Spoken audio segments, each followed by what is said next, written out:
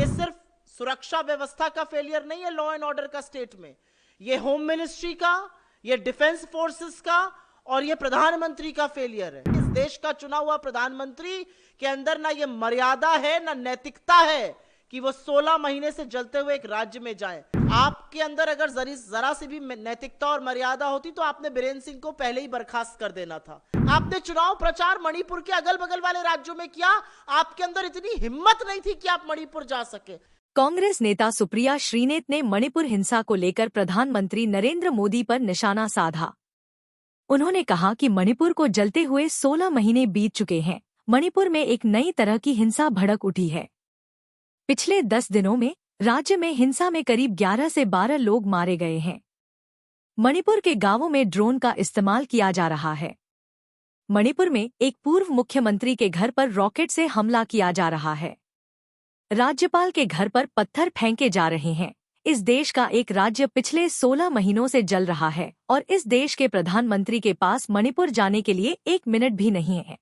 ये सिर्फ विदेश नीति का नहीं, ये हर स्तर पर सरकार के फेलियर का मामला है और ये फेलियर और ये विफलता सबसे पहले केंद्र सरकार की है। इतनी हाई टेक्नोलॉजी वाले हथियार कहां से आ रहे हैं, ड्रोन कहां से हमला कर रहे हैं, रॉकेट कहां से लॉन्च हो रहे हैं।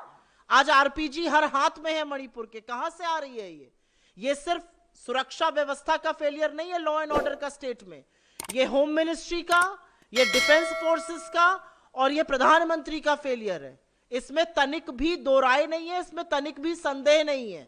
और फेलियर सबसे बड़ा यह है कि इस देश का चुना हुआ प्रधानमंत्री के अंदर ना ये मर्यादा है ना नैतिकता है कि वो 16 महीने से जलते हुए एक राज्य में जाए। इससे बड़ा विफलता और क्या होगी।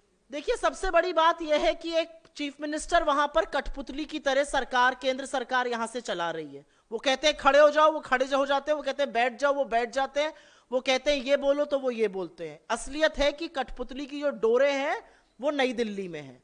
आपके अंदर अगर जरा सी भी नैतिकता और मर्यादा होती तो आपने बीरेंद्र सिंह को पहले ही बर्खास्त कर देना था।